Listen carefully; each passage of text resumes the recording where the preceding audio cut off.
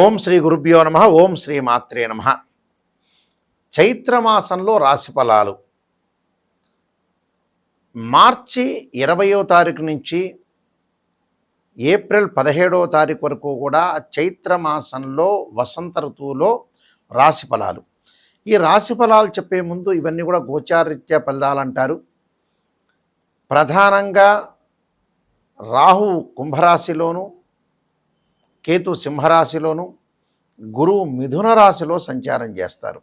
అంటే మీన మేషాదుల్లో రవి శుక్రులు, కుంభ మీనములో కుజుడు బుధుడు, అలానే మిథునంలో గురువు, మీనంలో శని, కుంభంలో రాహు, సింహంలో కేతు.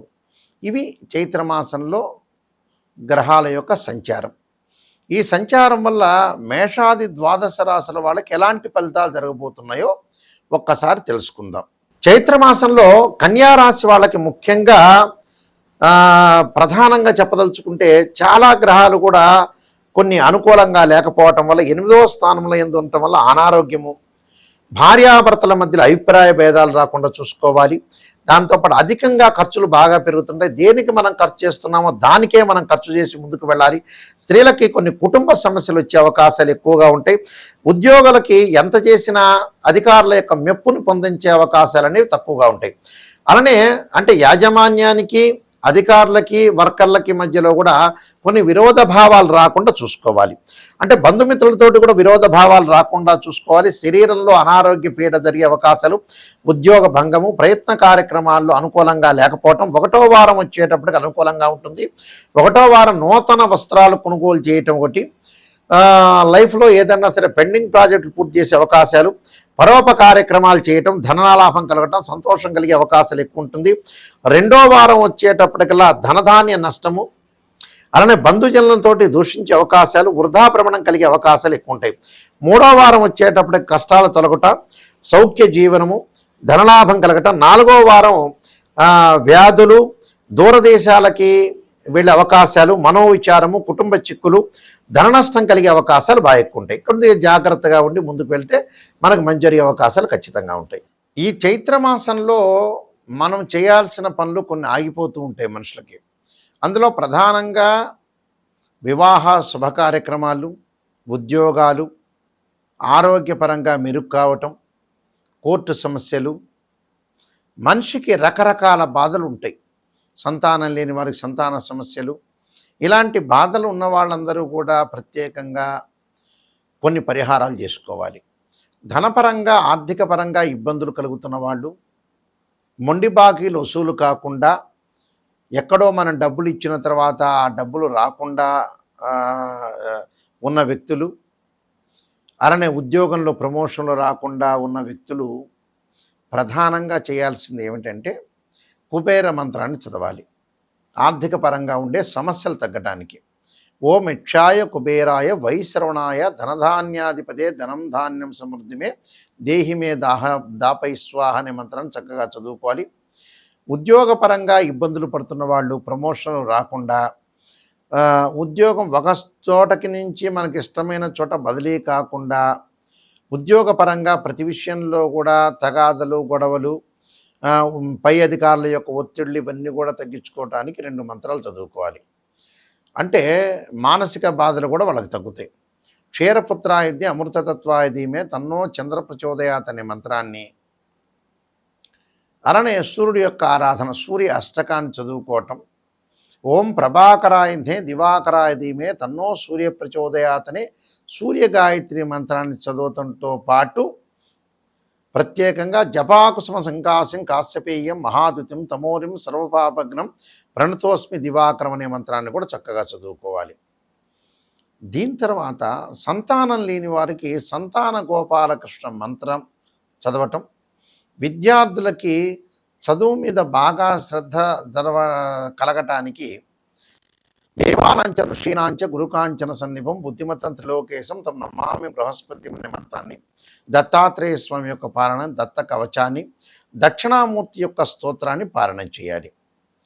దానితో పాటు ప్రత్యేకంగా ఆరోగ్యపరంగా ఇబ్బందులు పడుతున్నవారు, దీర్ఘకాలికంగా ఆరోగ్యపరంగా ఇబ్బందులు పడుతున్నవారు, ఓర్ణమస్వ పంచాక్షరితో పాటు తత్పురుషాయ విద్యే మహాదేవాయ దిమే తన్నో రుద్ర ప్రచోదయాత్ అనే మంత్రాన్ని, శరీరే జర్జరీభూతే వ్యాధిగ్రస్తే కళేబరి ఔషధం జాహ్నవీతోయం వైద్యో నారాయణ అనే మంత్రాన్ని, ప్రమాదాలు జరుగుతున్న వాళ్ళు, కోర్టు సమస్యలు ఉన్నవాళ్ళు అంగారకాయ శక్తి హస్తాయ ధీమే తన్నో భౌమ ప్రచోదయాత్ అనే మంత్రాన్ని చదువుకోవాలి. వివాహం కావట్లేదు అబ్బాయికి అమ్మాయికి అని అంటే చక్కగా ఏదైనా దేవాలయంలో శ్రీ వల్లీ దేవసేన సమేత సుబ్రహ్మణ్య స్వామి యొక్క కళ్యాణం చేయటం, వీలైతే అబ్బాయిలు కన్యాపాశుపత రుద్రాభిషేకం, అమ్మాయిలు వరపాశుపత రుద్రాభిషేకం, అఘోర గౌరీ పాశుపత రుద్రాభిషేకం చేయటం వల్ల చాలా మంచి జరిగే అవకాశాలు ఎక్కువ ఉంటాయి.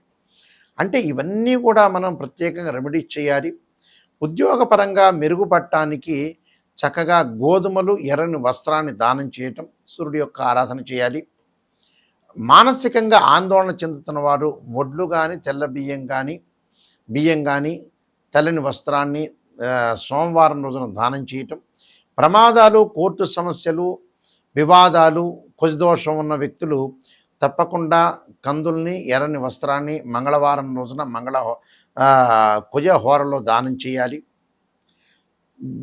బుద్ధి అనేది పెరగకపోతుంటే, మైండ్ మెచ్యూరిటీ లెవెల్స్ పెరగకపోతే విష్ణు సహస్రనామ పాలనంతో పాటు నారాయణాయుధ్యే వాసుదేవాయుధ్యే తన్నో విష్ణు ప్రచోదయాత్ అనే మంత్రాన్ని చదువుతూ చక్కగా పెసలు, పచ్చని వస్త్రాన్ని బుధవారం రోజున బుధహోరలో దానం చేయటం, దక్షిణామూర్తి స్తోత్రాన్ని పారాయణం చేయటం, ఆర్థిక పరంగా ఇబ్బందులు ఉన్నవాళ్ళు ఖచ్చితంగా శనగలు దానం చేయాలి.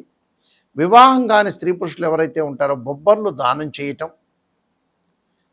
ఆరోగ్యపరంగా శని యొక్క దోషం, ఎల్నాటి శని, అర్ధాష్టమ శని, కంటక శని, పొంగు శని, జన్మ శని, వ్యయస్థాన శని, ద్వితీయ స్థానంలో శని ఉన్న వ్యక్తులు తప్పకుండా నల్ల నువ్వులు దానం చేసి చక్కగా ఆ రోజు నీలాంజన సమాభాసం వైపుత్రేమాగ్రజం ఛాయా మార్తాండ సంభూతం తమ నమామి శనైశ్వరుని మంత్రాన్ని చక్కగా చదువుకోవాలి.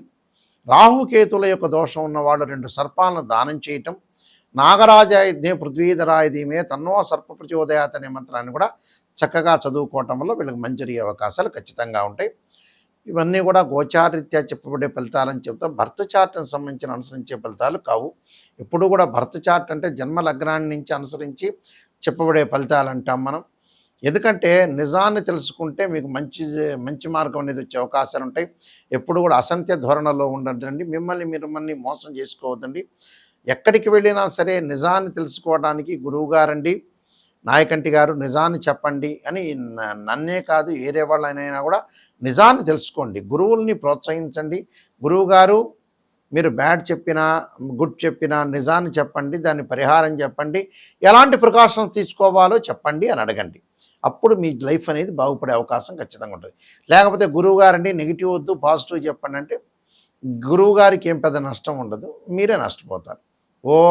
ఓపెన్గా చెప్పాలండి, ఓపెన్ క్లియర్ ఇది. అందువల్ల ఇలాంటి విషయాలు చాలా జాగ్రత్త ఉండేది. ఎందుకంటే భర్త చార్ట్ను అనుసరించి చెప్పే ఫలితాలు 80% ఉంటుంది, గోచారం 20%. భర్త చార్ట్లో D16 చార్ట్స్ ఉంటాయి. అంటే రాశిచక్రము, నవాంశము, భావచక్రము, దశమాంశము, ద్వాదశాంశము, త్రింశాంశము, సప్తమాంశము, ఇలాంటి D16 చార్ట్స్ మనం అనాలిసిస్ చేసి మ్యాథమెటికల్ క్యాలిక్యులేషన్ వేసి చెప్తాం. ఇలాంటివన్నీ కూడా ప్రధానంగా ఉంటాయి. అలానే నేను కొన్ని నెంబర్ ఆఫ్ బుక్స్ రాశాను. కాలసర్పయోగం, కాలసర్పయోగ చంద్రిక, రాహుకేతులు, ఛాయాగ్రహాలు, సర్వదేవతా గోత్రులు పార్ట్ 1, సర్వదేవతా గోత్రుల పార్ట్ 2, జాతక చంద్రిక, వివాహ మార్తాండం, బృహత్ పరిహార సింధు, అలానే స్తోత్ర పారణాలు, ఇలాంటి నెంబర్ ఆఫ్ బుక్స్ రాసా. ప్రొడక్షన్ ఆఫ్ ఆస్ట్రాలజీ, స్వప్నశాస్త్ర ఫలదీపిక, పుత్రగణపతి వ్రతం, ఇలాంటి నెంబర్ ఆఫ్ ఆస్ట్రాలజీ బుక్స్ రాసా. ఇవన్నీ రాజమండ్రి మోహన్ పబ్లికేషన్ వాళ్ళ దగ్గర దొరుకుతాయి, నా దగ్గర కూడా లభ్యమవుతాయి. www.nayakanti.com, www.nayakanti.in చూడండి. మీరు ప్రత్యేకంగా చూసి నిజాన్ని తెలుసుకునే వాళ్ళు మాత్రమే నాకు దయచేసి ఫోన్ చేయండి.